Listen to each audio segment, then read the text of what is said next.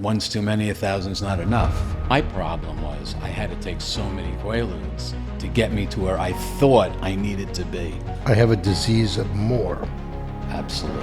I have a disease that tells me I don't have a disease. I thought my problem was drugs, pills, pot, coke, whatever it was. But now,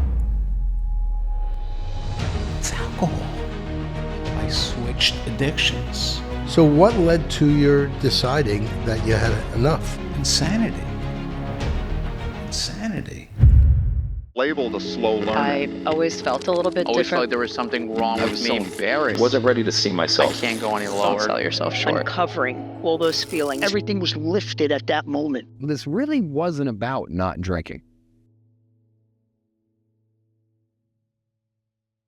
Welcome to Crosstalk. I'm Corey Rabin, where we do our part to inspire recovery from addiction and discover a better way. Whether you're considering a life free from substance dependency or are already on that path, Crosstalk is here for you. Each episode, we do a deep dive into the experiences and stories of people who have walked the walk of recovery alongside experts in the field to enhance our understanding of addiction and recovery. Our mission is simple: to help you navigate the challenges and celebrate the victories on your personal journey to a better way of life. So buckle up, let's hit the road as we embark on this transformative journey together. This is Crosstalk Podcasts. And welcome. I have I've never interviewed anybody that I know as long as the gentleman that I'm about to interview. I'm thrilled. My old friend Ernie is here. Ernie, welcome. Thank you, Corey. It's so great to be here with you. And you and I met each other, I guess, 41 years ago, something along those lines. Yeah. You're in recovery from drugs and alcohol. Correct. For 41 years. That's correct. When did you celebrate your anniversary? August 15th. Well, congratulations. Thank you. It's great. You're ahead of me now, even though I started before you. Doesn't matter. What do we have today? What time did you get up this morning? I got up at about 6 o'clock. Then you have more than I do for today. That's the way it goes. That's the way it goes. So Ernie, what I want to do is I may find out some things that I either don't remember or never knew. And I'm thrilled that you were able to share this with me and with our viewers. Tell me a little bit about where you grew up and how things were at the beginning, just the early childhood life of Ernie. I grew up in Queens, New York. It's one of the 5 boroughs for those people that aren't from New York. And my dad died when I was about a year old. So I grew up with a mom. I'm an only child. And I had what I considered to be, or what I thought was a normal childhood, because I didn't know any different or differently. And I remember people always saying to me, "Oh, you didn't grow up with a dad. Must have been hard." And my answer usually was, "It's the only thing I know. I don't know, what it's supposed to be." But I guess I realized it was different when I came home with a bloody nose and my mom wanted to know who did it so she can go and beat up the kid. So at that point I said, no, Mom, you don't have to do that. It wouldn't be cool. And I remember as far back, not as far back as I can remember, but I always remembered I was always in search of cool. It was important to me to always be cool, one of the cool kids, hang out with the cool guys, go to the cool places. What do you mean by cool? Not lame. Okay, you didn't want to be somebody who stuck out as being odd, or right. So you wanted to fit in. Yeah. Sounds pretty normal. Yeah, be a part of. Right. Didn't want to be the outcast. Didn't want to be the kid that people talked about, or that guy's weird. Right. I wanted to be in the in crowd, like that. And what age are you thinking of when you started to have that feeling? Early, probably before 10. And that's sort of an awkward age. Mm-hmm. When I was about 12, I was very bright as a child. And I went to a school in the New York public school system. And some teachers, as well as the principal, who was the top position at that school and at that time, had called my mother to school one day, and I felt like, when your parent Get gets in called trouble. to school, right? What did I do wrong? As it turned out, they felt that I was very bright. I won't say gifted, but I was very bright. I had an IQ of over 160, and which they tested. So that's why I know that. I don't know what happened, but at that time I did. And they suggested that I take this test for a private school in Manhattan. Now, I grew up in I was told it was a middle class area. I don't think it was middle class. It was probably a couple of steps below that. And long story short, I was one of, there were 43 children from the New York City public school system that were recommended to take this test. Of the 43, 6 won scholarships. Of the 6, 3 won full scholarships. I was one of the 3 that won a full scholarship. So I guess I was pretty smart. And it was a prep school on 54th Street, right off Fifth Avenue.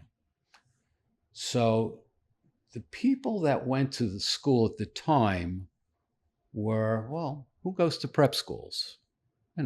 People with means and very bright kids, or people that want to get into good colleges.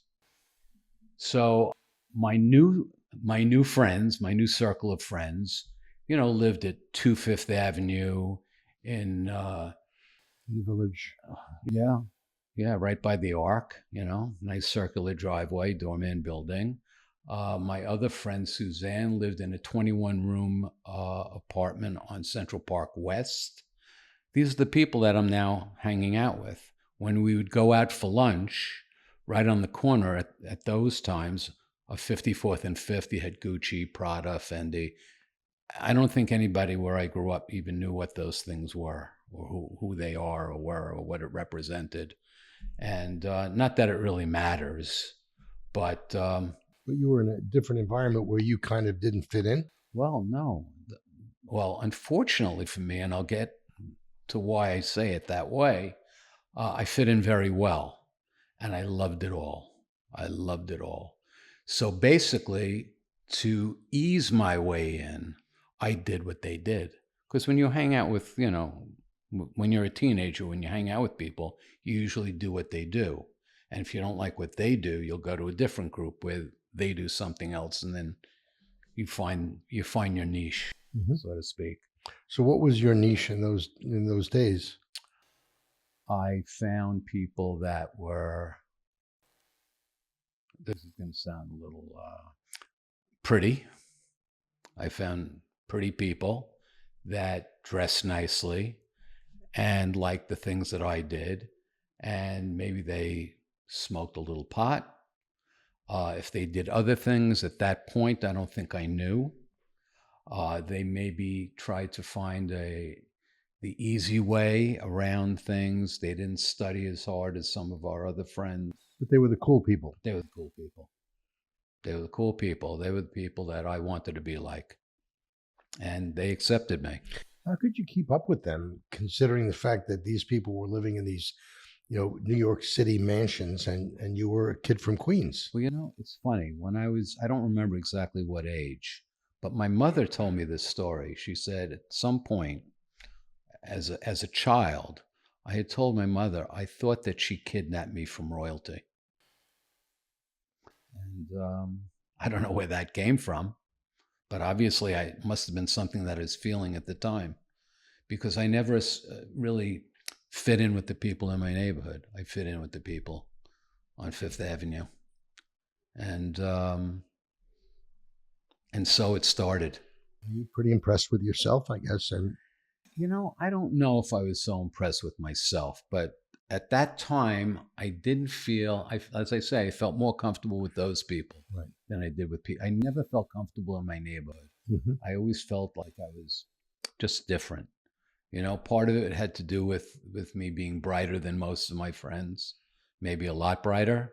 And I always found it easy to get over. So you're in a prep school, you're in Manhattan, and you're among all this wealth, and you started getting smoking pot and doing stuff like that Yeah, a little bit. early age, 15. No, younger, probably 12. Wow. Okay. 12, but it didn't really continue. It didn't. After I went to the road school. That's what it was called. I don't know if it's still there. And after 2 years and hanging out with the people that I did there, the dean at the time told my mom that my grades were slipping, and they wouldn't be able to give me a full scholarship had I continued, if I wanted to continue. And my mom said, I really couldn't, blah, blah, blah. So I went back to the public school system. So in the 2 years that I spent at the prep school, when I went back into public school into the 9th grade, I was like 2 grades ahead. And it fed into my whole, psyche of being better than everybody. Well, certainly smarter or further along, and I was able to help other people get better grades, and whether they, cheated off of me or what have you. And I remember in public school, probably in 9th or 10th grade, I think I started meeting kids as you were walking out of the school towards the schoolyard. And I remember I was asked to chip in for a pint of wine. I think everybody had to put in a quarter. So with 3 people, I remember, on this 1 pint of wine. It was called Gypsy Rose, probably the finest thing you could ever drink. Yeah, no, I'm being sarcastic. I know. I mean, my first experience with Boone's Farm apple wine. Right. I can sing the song, by the way. Right. Or MD 2020, Mad Dog Nice, 2020, and only the finest. But it got me to a place that I had never been. That cheap wine. And to take it to another level, we had a great basketball team, the high school that I went to in Queens. And at halftime, well, actually, let me read.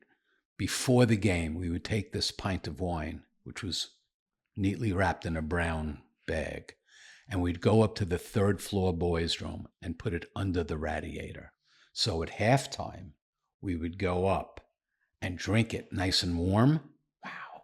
When we came down, we could probably, dunk ourselves. We didn't even have to watch the team. So this is through high school? Where are you? Yeah, I'm probably a sophomore, junior in high school. And then, we went from the wine to the pot. And then somewhere along the line, I found barbiturates. Two and all, second alls. Love them. Love them. Right. They put you into a calmer state. You like the downer kind of thing? I did, but it was about just inhibitions, not having any. Right. And I found if I took the pills, they didn't smell, because if you drank, people always knew that you were drinking, but the pills were sort of under the radar, and my excuse was, I'm just very tired, and they said, yeah, but you're slurring your words. We can't understand you. I'm like, well, I speak perfectly. Right. How could you not understand me?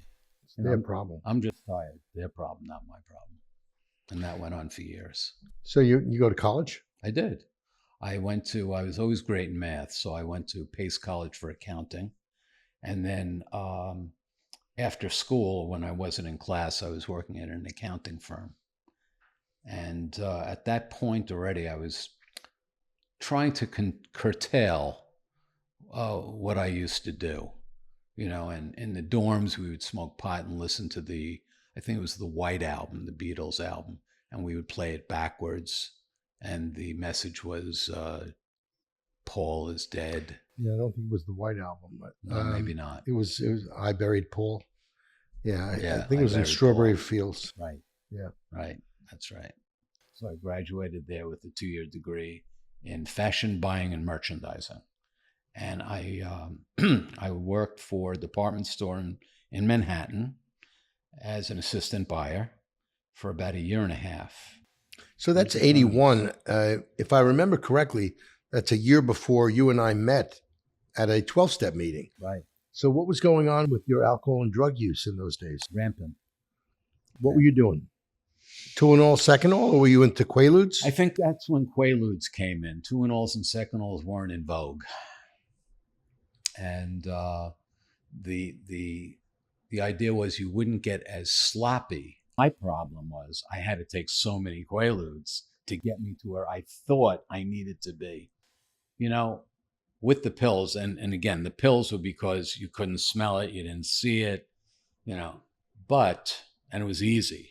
You know, you didn't have to take a bottle out. But to get me to a place, I mean, pills, I was a great salesman. I'm still pretty good. I was so much better when I was high. The places that I went, and, you know, now that I'm in recovery 41 years, I look back and I think, you know, they say you have to keep it green. And I happen to go to a lot of meetings. I'm very lucky that I like meetings because in 81, things got really out of control for me. I was just taking too much. I couldn't control it.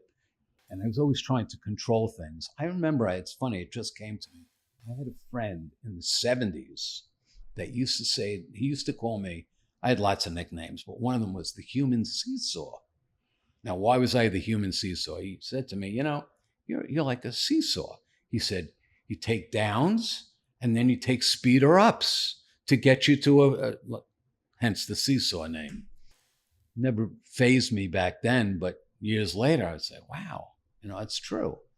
And of course, I could always justify things that I did because I always found people, they either got higher than I did or did more than I did of whatever the substance was. And they were the cool people still. You know, most of them were. How involved or not involved was your mom or other family members in your life at this point? So my mom was always she was a great mom. She always supported me.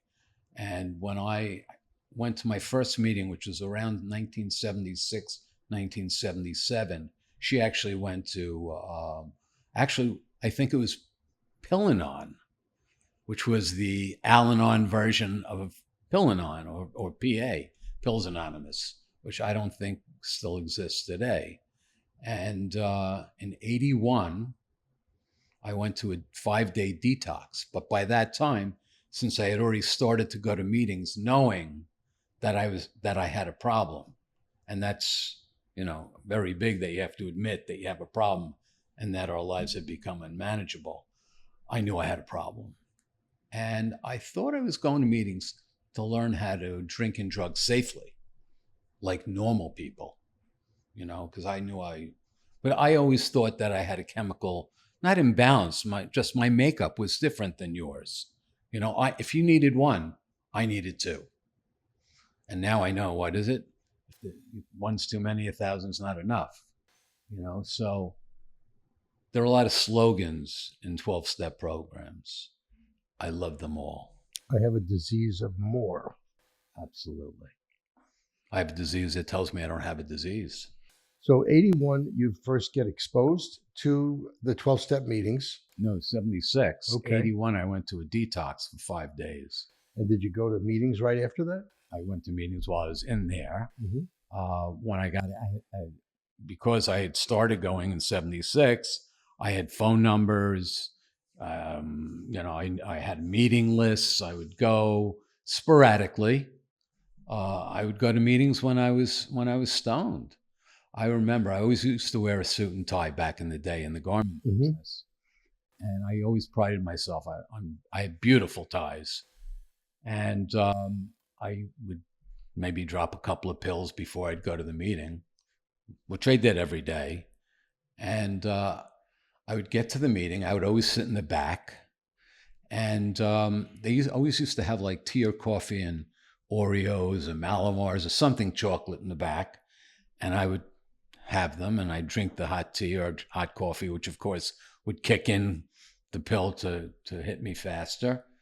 And I would come to at the end of the meeting when everybody applauds, and I would, wake up and I would applaud, and people would be staring at me. And at first I thought it was because You were good looking. and my handsome tie, but it was actually because when I would pass out after the hot drink, I would drool that chocolate cookie onto my beautiful tie, and they'd be staring at that. And that bothered me. Didn't bother me enough to stop getting high. So in 81, 82, you entered the rooms, what month, 82? Well, I had still, I had been going. And at some point I would get 30, 60, 90 days. And I remember one time after 90, I would qualify. I would speak at a meeting, share my experience, strength, and hope. And then I felt I needed to reward myself. What did that look like? Shopping. I remember I took myself shopping, and then I remembered when I would be stoned and go shopping, it was much nicer. So then I got, whether I drank or drug, when I went to Pills Anonymous, I focused on the pills. And I never was really a big drinker. I mean, yeah, I drank wine, in high school, but never after that. But alcohol was always around. It's legal. You go into a restaurant for a nice dinner. Oh, I'm sorry, Mr. So-and-so. Your table will be ready soon. Please have a seat at the bar. Have a drink. Okay? Never really fazed me. I wasn't a big drinker. And everybody else was doing it too. Everybody. And it's acceptable. So now I'm I'm dressed well, and maybe I didn't smoke or drop any pills before I went to the restaurant. Maybe I have 6 months now, right? I sit at the bar waiting for my table in this nice restaurant in Manhattan, and I'm looking at all these beautiful bottles that I never noticed before. Different colors. They have lights from underneath. Unbelievable. Never noticed that before. I don't remember exactly when it was that I started drinking because I thought my problem was drugs, pills, pot, coke, whatever it was. But now, You had an I out. switched addictions because in a short amount of time, I would have a glass of wine before dinner. Then it was vodka and something with dinner or before dinner. So then I would have it before dinner. Then I'd have it at dinner. Within a certain amount of time, when that waiter came over, would you like, can I get you a drink? I said, you know what? I'll have a bottle number 145. And then I'd turn to my guests and I'd say, and what are you drinking? Because that bottle was for me. Interesting how we transfer and don't think anything of it. Nothing. So how long did that go on for? Don't even know. But I will tell you that I've had bottoms on pills. I've had bottoms on coke. I've had bottoms on alcohol because I've stopped the others. I'm not sure if my bottom on alcohol was worse, but I'll fast forward. I was living on 92nd between Park and Lex in a brownstone. And in my refrigerator, I had a bottle of Bailey's Irish Cream. In the freezer was a bottle of Stoli. On the door of the refrigerator was a stale carton of milk, because I had to have milk for my coffee. Good. Yeah. I don't think there was anything else in that fridge. And I remember I found out that you can call a liquor store and have them deliver. That was unbelievable. Unbelievable. Yeah.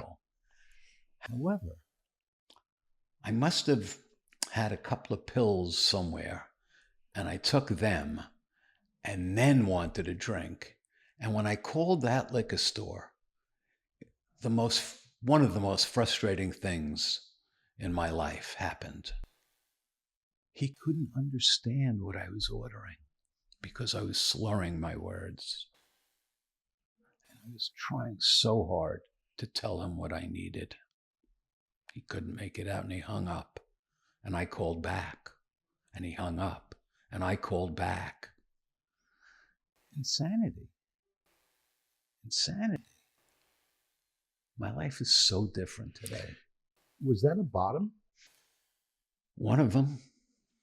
So did you stop at that point? No. So, I mean, you did a little bit more. Did a little So bit what more. led to your deciding that you had enough? I was in a group therapy, if you will, for addicts.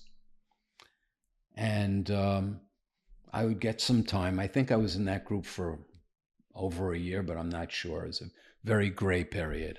I would get some time, and then I would go back out, maybe for a day, maybe for a week.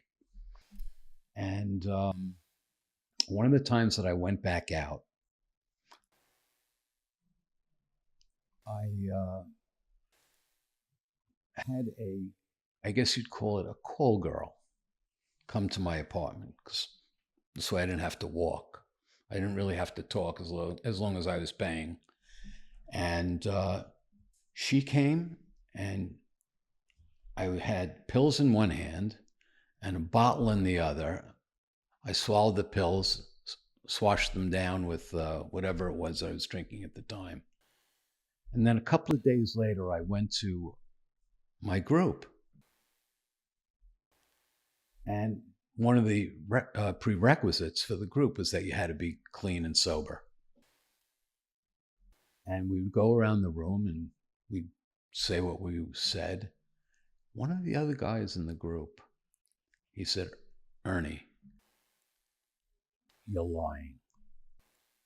"What are you talking about?" He said, and I don't remember her name, but he mentioned her name. He said, "I had this girl so-and-so to my place, and she was telling me a story about this guy that was going to kill himself. He took a handful of pills, swallowed it down with half a bottle of vodka. She was worried about him. He passed out. She wasn't sure if he was dead, and she left. And she said something about where he lived, or something that I knew it was you. So you've been lying to all of us." And I broke down. And this group was in a place that had a connection to St. Mary's in Minnesota. At the time, the two big ones were St. Mary's and Hazelden. And I managed to, and I said, "Well, I can't get on a plane. I don't have the money." He says, "I'll give you the money." It's the same guy that called me out. He said, "I'll give you the money. You have no excuse." I went there, and 28 days later, I've been sober ever since. If there is advice that you could give 10, 12, 15-year-old Ernie, you had the opportunity to talk to young Ernie right now, what advice would you give him? Try to identify as opposed to compare. Everybody's got a story. For me, maybe if I didn't intellectualize as much, I might have gotten things a little sooner. If I was exposed, I think people, places, and things is tremendous. There are a lot of people, from my experience, that, think if they just put down whatever their drug of choice was, and it really doesn't matter whether you sniffed it, whether you drank it, whether you swallowed it, whether you shot it, doesn't matter. But whatever it was,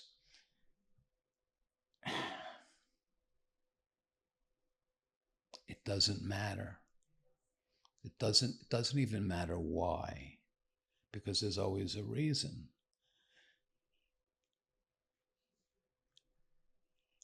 I would make any one of you a promise that if you put down whatever it was that was causing you some challenges, some problems, your grades are slipping, Your friends are changing. People don't talk to you as nicely as they used to. There are signs when you know that you have a problem. When you get to that point, I don't know if people call it a bottom. One thing I will say is, for me, every time I stopped and then I went back out, my bottom got lower. Every time I stopped and went back out, it took me longer to get back in. I don't know what I could tell myself. Knowing myself as well as I do today, and I know myself really well. I mean, I can laugh at myself today and joke around, but I don't hear this as much anymore as when we first came in. This is life or death. This isn't about a broken shoelace or a broken nail. This is truly life or death. I could do a whole number on myself and say, well, when I was 15, if I would have gone left instead of right, if I didn't do that and that, it's a waste of time. Okay, whatever point you're at today, at whatever time in your life, we all know when things aren't the way they could be, should be. At that point, when we admit to ourselves that we have a problem, we can't control it. We don't know what's going to happen once we do whatever it is that we do.